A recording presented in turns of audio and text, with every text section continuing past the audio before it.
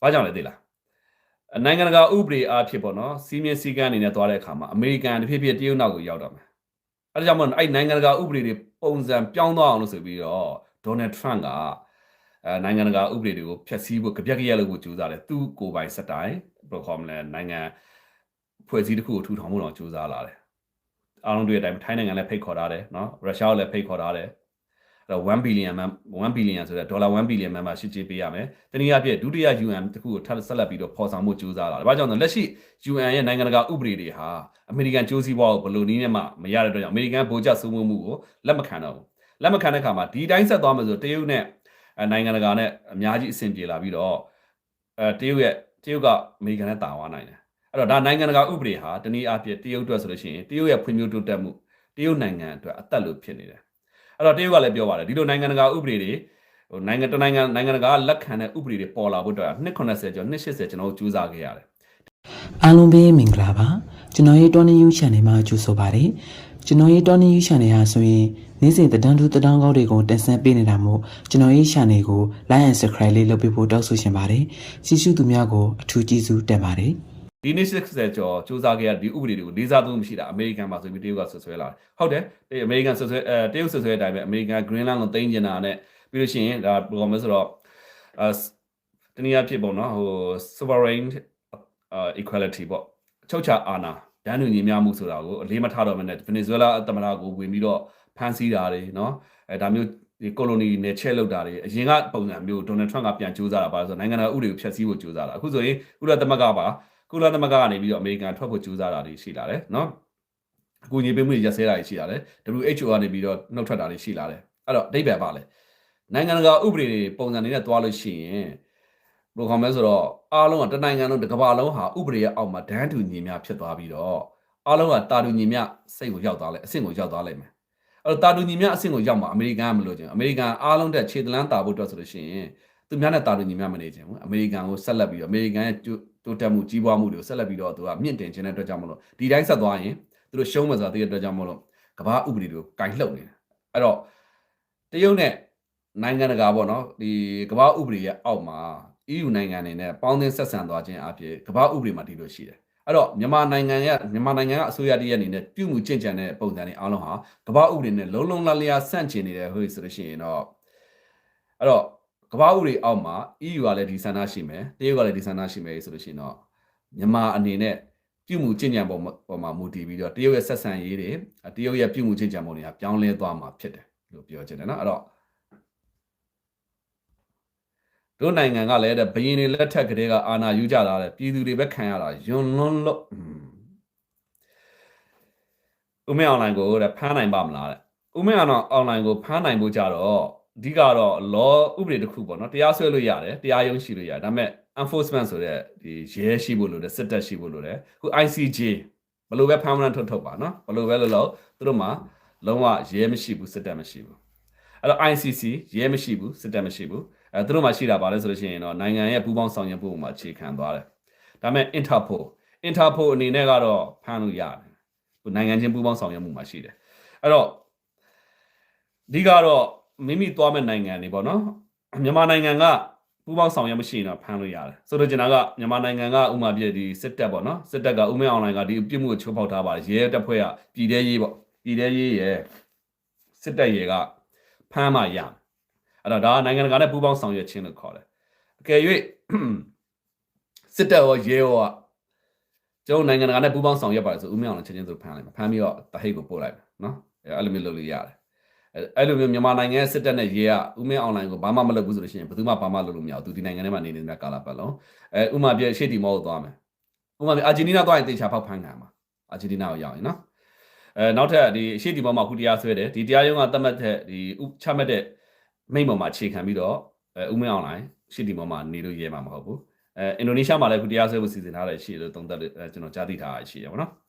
အဲ့တော့တချို့နိုင်ငံဖင်လန်နိုင်ငံမှာလည်းဒါမျိုးပေါ့ဟို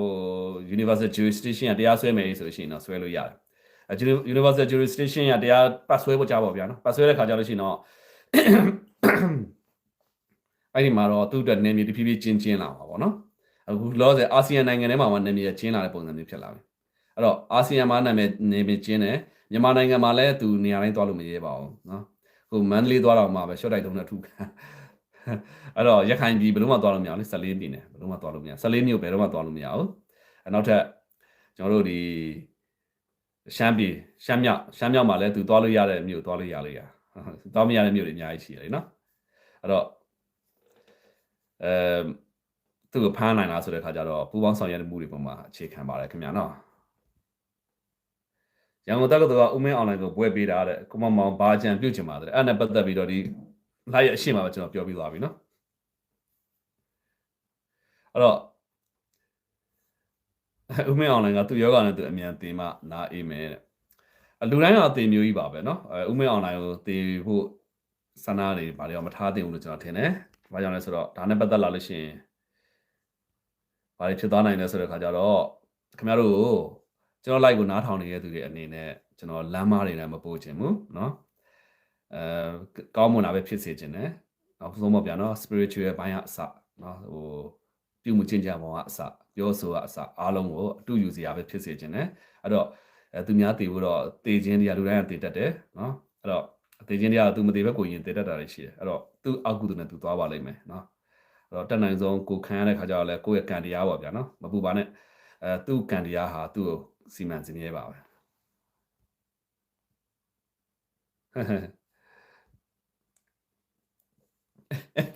ကင်းနေစံချိန်ရအဘပွဲလေးကင်းနေနိုင်ငံခွဲထွက်နိုင်ပတ်သက်ပြီးပြောပြပါဦးကင်းနေနိုင်ငံခွဲထွက်နိုင်ပတ်သက်ပြီးတော့ဒါနိုင်ငံရေးကစစ်တမ်းထွင်ခြင်းเนาะနိုင်ငံရေးတစ်တော့ရိုက်ခြင်းလို့ပြောလို့ရပါတယ်เนาะနိုင်ငံရေးတစ်တော့ကစားခြင်းပါပဲအဲ့တော့ကိုယ့်ကိုတနည်းအားဖြင့်ဒါကကြံတဲ့အဖွဲ့အစည်းတွေပေါ်မှာစိတ်ဓာတ်အားဖြင့်စိတ်ဓာတ်အားဖြင့်ပေါ့နော်ဟိုစိတ်ဓာတ်စစ်စင်ရေးလောက်လိုက်တဲ့ပုံစံမျိုးဖြစ်သွားတယ် KNU ပေါ်မှာစိတ်ဓာတ်စစ်စင်ရေးဖြစ်ပါတယ်။ဘာကြောင့်ဆိုတော့နာဒါမြရဲ့နော်ဗိုလ်ချုပ်နာဒါမြရဲ့ဒီကော်သူလေးဆိုတာကသူလည်းသိတယ်ဖြစ်တန်ခြင်းရှိမရှိဖြစ်နိုင်မဖြစ်နိုင်ဆိုတာသူကောင်းကောင်းသိပါတယ်။ကောင်းကောင်းသိရတဲ့ဒါကိုဘာကြောင့်လဲဆိုတော့ဒါနိုင်ငံရေးအားဖြင့်စိတ်ဓာတ်တနည်းအားဖြင့်စိတ်ဓာတ်စစ်စင်ရေးလုပ်ခြင်းရယ်နော်ပြီးတော့နံပါတ်1နေရာရယူခြင်းပေါ့ဟိုကိုအဖွဲ့အစည်းကို promotion တင်တာပေါ့ထန်းရှင်းရှာတဲ့ပုံစံမျိုးသွားတွေ့ရတယ်နော်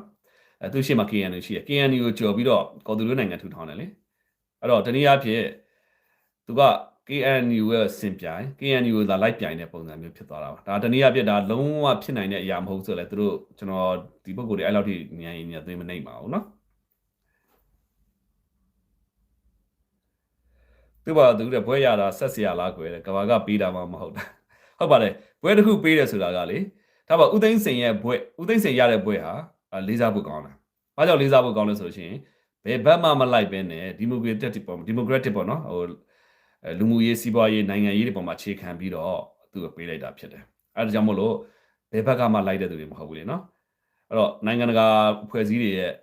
ဘွဲပေးတာလားဥပမာပြဒေါ်နယ်ထရန့်ကိုဒါပေါ့ဒေါ်နယ်ထရန့်လိုချင်တယ်ဘွဲလိုချင်တယ်ပေါ့ဘွဲဆိုတာဒီနိုဘယ်ငြိမ်းချမ်းရေးဆုကိုလိုချင်တဲ့ခါမှာဒေါ်နယ်ထရန့်ကမရတဲ့ခါတော့ဒေါ်နယ်ထရန့်ဘာပြောလဲဆိုတော့နော်ဝေကိုပြောတယ်နော်ဝေဒေါ်နယ်ငါဒီလောက်စီငြိမ်းချမ်းရေးတွေလုပ်ထားတာငါ့ကိုဘာကြောင့်မပေးတာလဲမပေးတဲ့အတွက်ကြောင့်မင်းတို့နိုင်ငံကငါတော်တော်စိတ်ဆိုးတယ်ဒီနေ့ကစာယူငြိမ်းချမ်းရေးပြရင်မျှော်လင့်မနေနဲ့ဆိုတဲ့ပုံစံမျိုးထိဒေါ်နယ်ထရန့်စိတ်ဆိုးတဲ့ခါနော်ဝေကဘာပြောလဲဆိုတော့ခင်ဗျာယူနေလားနိုဘယ်ငြိမ်းချမ်းရေးဆုဆိုတာကျွန်တော်နိုင်ငံကပေးလို့မရဘူးနိုဘယ်ငြိမ်းချမ်းရေးဆုရွေးချယ်ရေးကော်မတီရဲ့ criteria တွေပေါ်မှာအခြေခံပြီးပေးတာအဲ့တော့ခင်ဗျာနားလည်ဖို့လိုတယ်အဲ့တော့ဒေါ်နယ်ထရန့်လည်းယူကြောင်မှုကြောင်ပါပဲအဲ့လိုမျိုးပေါ့ဖွဲ့စည်း criteria တွေနဲ့တိတိကျကျပေါ့နော်ပေးတဲ့စုမျိုးဆိုတာလေးစားမှုရှိပေမဲ့လေးစားဖို့ရှိပေမဲ့အခုလိုမျိုးပေါ့မြန်မာနိုင်ငံမှာကြတော့မိမိကခန့်အပ်ထားတဲ့သူကမိမိကိုပြန်ပေးတာဖြစ်တယ်ပေးတဲ့စုကလည်းရွက်ပြီးပေးတဲ့စုမျိုးပုံစံမျိုးဖြစ်နေတာပါတခြားပါတကူဘွဲတွေပါတမျိုးပေါ့ဗျာအခုလူမှုစီမံခန့်ခွဲ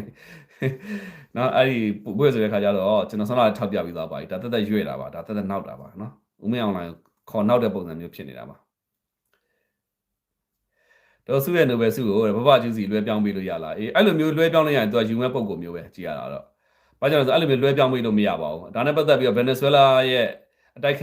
်ခံပုံကိုပေါ့နော်အတိုက်ခံခေါင်းဆောင်ကနိုဘယ်စုရတာတော့နိုဘယ်ငြိမ်းချမ်းစုရတာလေရတဲ့ဟာကိုဒေါ်နယ်ထရန့်ကိုပေးလိုက်တဲ့အခါမှာနိုဘယ်ငြိမ်းချမ်းစုကော်မတီကပြောလိုက်ပါတယ်ဒါမျိုးပေးလို့မရပါဘူးဒါပေမဲ့ဒေါ်နယ်ထရန့်ယူပါတယ်နော်ယူပါတယ်အဲ့တော့ဒေါ်အောင်ဆန်းစုကြည်ရဲ့ဘွဲကိုတော့ယူလို့မရပါဘူးနော် ကိုမောင်နဲ့မြန်မာစာကြည့်ဖတ်တာတောင်မှတက်မတ်မတက်မတ်တဲ့သူကပေါ့နော်ဘွဲယူတယ်ဆိုတော့သူ့ဘွဲကိုသူတော့မှတ်မိမှာမဟုတ်ဘူးတဲ့ဟာတာပဲတဲ့အဲ့ဒါအဓိကမြန်မာပြည်မှာပြဿနာဖြစ်နေတာလူတွေတော်တယ်ပေါ့နော်လူတွေတော်တယ်နေ presentation မှာလုံးဝအားနေတယ် presentation ခင်ဗျားတို့ US သမ္မတတွေတက်ပြီးပြောတယ်ပြည်သူလူထုနဲ့ရင်အပ်မျက်လုံးအပ်နှလုံးသားအပ်ပြီးစကားပြောတယ်နော်နိုင်ငံတကာမှာဒါမျိုးတွေပြောကြတယ်သူ့မှာဘယ်သူကဘလို့ရေးပေးလိုက်တဲ့စာလည်းမသိဘူးအဲ့ဒါယူထိုင်လာဖတ်တာသူကိုယ်တိုင်ရေးရတာဟုတ်ရလားဆိုတော့တန်တရားရှိတယ်ဘာကြောင့်ဆိုတော့သူရေးတဲ့စာကိုသူဖြောင်းအောင်ဖတ်ဖို့ကမလွယ်ဘူးဖြစ်နေတယ်အဲ့တော့ဒီ presentation ပေးခြင်းပညာရက်ဆိုတာတီးတန့်အောင်သင်ကြားရတယ်ဗျနော်တီးတန့်သင်ကြားရတယ်ဘာကြောင့်ဆိုတော့ presentation ပေးတယ်ဆိုတာကိုကဒီအကြောင်းအရာကိုနံပါတ်1ချက်ဂနတေချာလေ့လာထားရတယ်လေ့လာထားကိုသိပြီးုံနဲ့ကိုက speech ပေးလို့မရသေးဘူးအဲ့ဒီပုံမှာအခြေခံပြီး presentation ပညာရေးဆိုတာတီးတန့်ရှိတယ်အဲ့ဒါဘာလဲဆိုလို့ရှိရင်ကျွန်တော်တို့ presentation slide တွေထောက်တက်ရတယ်ပြီးလို့ရှိရင်အယောင်အဆင့်ခွဲခြားပုံရုပ်ပုံထည့်ပုံเนาะစသဖြင့်ဒါတွေအားလုံးကဒုတိယအဆင့်သွားရတယ်တတိယအဆင့်ကျတော့ဘာလို့ရလဲဆိုလို့ရှိရင်ကိုကလေ့လာပြီးုံနဲ့လေ့လာရုံနဲ့မရဘူးဒီလူကတကယ်တမ်းဒါကိုလှုပ်ထားဘူးမှလက်တွေ့လဲလှုပ်ဘူးမှဒါလင်ဒါကသူကစာတွေ့ကိုထပ်လေ့လာတယ်စာတွေ့ပြီးအဲ့နှစ်ခုတည်းနဲ့မပြည့်စုံ present အခုသူမိန်ကုန်းပြောတယ်ဆိုတော့เนาะမပြည့်စုံသေးဘူးအဲ့ဒီပုံမှာအခြေခံပြီး presentation ပညာဆိုတာတီးတန့်ရှိတယ်အဲ့ဒီတီးတန့်ပုံမှာအခြေခံပြီးနောက်ထပ်အမှုပညာရက်တွေရှိသေးတယ်နောက်ထပ် communication အဆင့်ဆိုတာရှိသေးတယ်ဒီဟာတွေအဆင့်ကိုကြော်ပြီးတော့မှဒါလေဒါမျိုးသူရှိမှာပြောဖို့ဆိုတာထပ်လက်ပြီးတော့လေ့ကျင့်ရသေးတယ်လေ့ကျင့်ပြီးတော့ပြောမှဒါလေကျွန်တော်တို့ဒီလိုမျိုး speech ပေါ်ဒီမိန်ကွန်းပြောတာတွေကအသက်ဝင်တာဖြစ်တယ်